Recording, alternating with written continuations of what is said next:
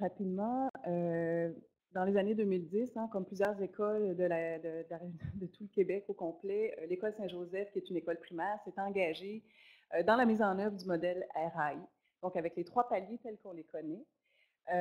Donc, avec le dépistage au travers des paliers pour cibler les élèves qui présentaient des difficultés. On essayait aussi de mettre en place des pratiques enseignantes probantes, c'est-à-dire un enseignement systématique du plus simple vers le plus complexe, d'un enseignement ciblé, donc sur les composantes de lecture, écriture et mathématiques, évidemment un enseignement explicite, et le tout qui s'inscrivait aussi à haute fréquence et sur une durée déterminée. Malheureusement, on trouvait qu'il y avait de faibles retombées du modèle, tant sur les élèves, sur la réussite des élèves, que sur les pratiques enseignantes. Alors, on continuait à se questionner, à savoir comment on pourrait favoriser des pratiques plus inclusives en salle de classe.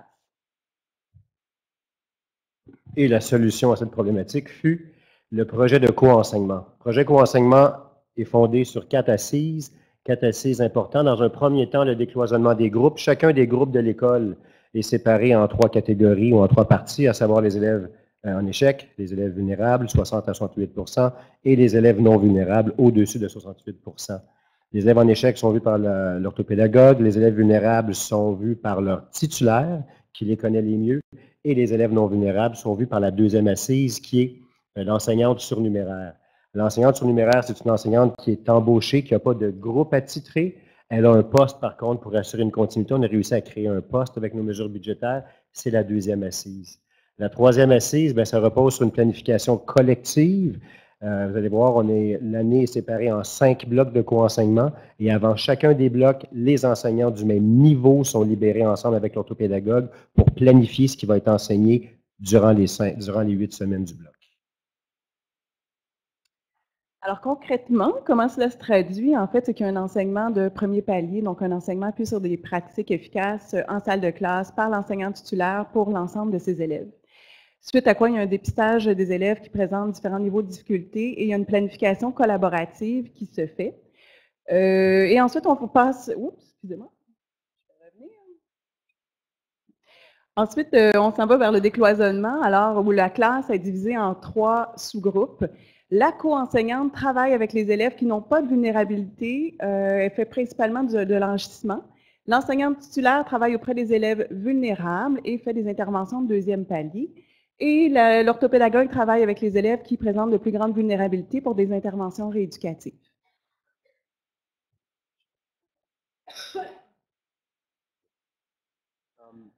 Tout ça va s'incarner dans une planification globale, annuelle.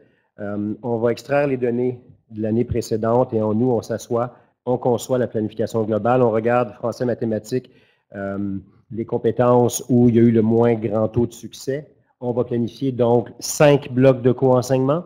Chacun des blocs, c'est un des rectangles. Vous avez les niveaux et vous avez la compétence, soit en français, soit en mathématiques, qui va être touchée par les 8 semaines du bloc. Les blocs sont séparés par des zones, là, vous voyez, ils ne sont pas jumelés. Les zones représentent les moments où l'équipe école est libérée par niveau avec l'orthopédagogue pour planifier les interventions de niveau 1 et de niveau 2. On crée aussi donc la planification globale annuelle, mais il y a aussi une planification, donc un horaire à chaque semaine. Sur l'horaire que vous voyez, tout est là.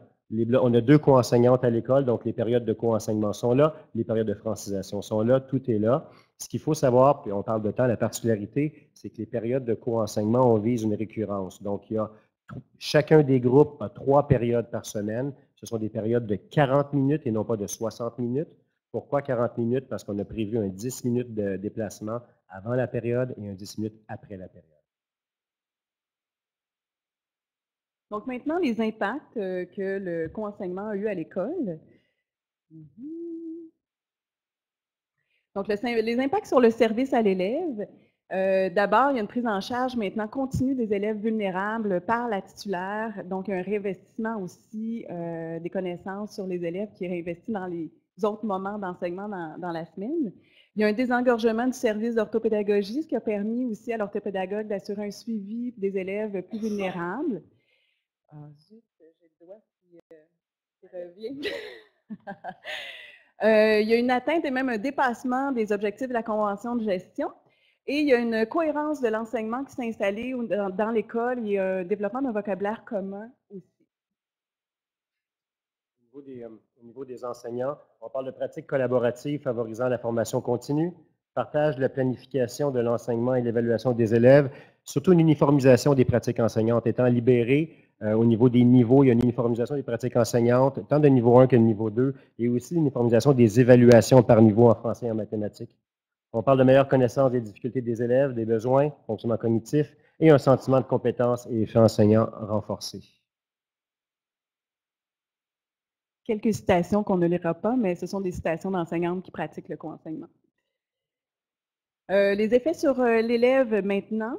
Donc, l'élève bénéficie maintenant d'un enseignement qui est plus cohérent de la première à la 6e année. Par exemple, les stratégies de compréhension de lecture sont les mêmes de la première à la 6e année, mêmes affiches, mêmes images, même vocabulaire utilisé aussi. Donc, l'élève bénéficie aussi d'interventions qui respectent davantage ses besoins et son rythme d'apprentissage, développe une plus grande proximité avec l'enseignante et on voit aussi des effets bénéfiques sur les résultats tant en mathématiques qu'en français. Parlant des effets bénéfiques, bien, la prochaine, ouais, voilà. Donc, vous avez l'année 2013-2014 qui était l'année précédant l'application du co-enseignement. On parle de la réussite globale des élèves, donc à savoir les élèves qui ont plus de 60%. Si on prend la lecture comme échantillon, bien, en 13-14, on avait 71% de réussite en lecture. L'année dernière, avec le co-enseignement, donc instauré depuis 14-15, on a monté à 79% de réussite au niveau global en lecture. Ça, c'est toute l'école comprise. Maintenant, au niveau de la strate des élèves qui sont non vulnérables, bien, si je prends encore, bien, je vais prendre l'écriture. Donc, avant le co-enseignement, 87% de nos élèves n'étaient pas vulnérables, donc avaient 69% et plus. Et l'année scolaire dernière, de 17-18, on est monté à 94% de nos élèves qui n'étaient pas vulnérables, donc 69% et plus. Donc, pour mettre le projet co-enseignement en place, il y avait quand même quelques facteurs à considérer pour que ça réussisse bien. D'abord, toutes les décisions sont prises en équipe à partir des données issues des élèves, donc dépistage, résultats scolaires. Le tout se fait dans une communication ouverte et respectueuse. On avait préalablement aussi développé une vision commune qui visait la réussite de tous les élèves et on avait déjà établi des objectifs très précis. Les rôles avaient été bien détaillés avant la mise en place du co-enseignement et l'équipe école avait accepté de participer à ce projet-là. Évidemment, ça s'inscrit nécessairement dans des pratiques collaboratives, sinon il n'y aurait pas possibilité que cela fonctionne. Donc, les temps de libération et de travail collaboratif. Enfin, un accompagnement qui se fait à l'interne par les orthopédagogues, certaines enseignantes, l'expertise de certaines enseignantes, mais aussi à l'externe pour assurer l'utilisation de pratiques probantes tout au long du déploiement du projet.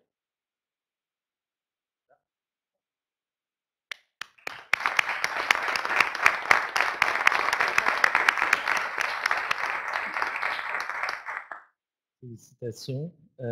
Pour un souci de temps, encore, je vais combiner la période de questions pour cette conférence en particulier avec l'ouverture de la période de questions qui va se dérouler les 10 prochaines minutes.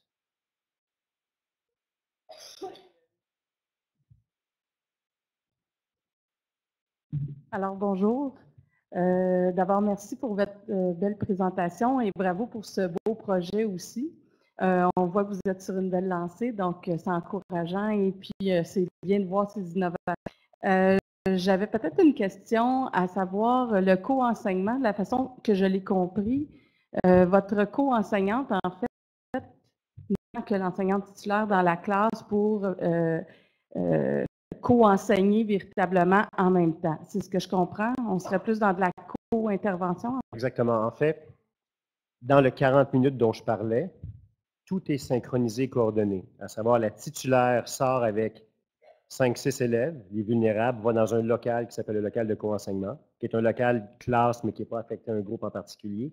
La co-enseignante va dans, mettons, on prend le groupe 101, va dans le groupe 101 avec les élèves non vulnérables, et l'orthopédagogue va prendre les élèves qui sont en échec. Et les 3 intervenants font la même matière, mais à des degrés différents. L'orthopédagogue va faire beaucoup plus de, pas de la consolidation, mais de la rééducation. La titulaire va avec les élèves vulnérables faire la matière, mais à un rythme qui respecte le rythme d'apprentissage des élèves. Et la co-enseignante va faire la même matière, mais à un rythme soutenu, puis en insérant de l'enrichissement au besoin. C'est un petit peu la coordination. Merci beaucoup. Nous avons une question en web diffusion pour Madame Plante. Le retour des congés chez les enfants est parfois difficile. Une période d'ajustement est nécessaire pour les enseignants. Est-ce que vous ne vivez pas cette transition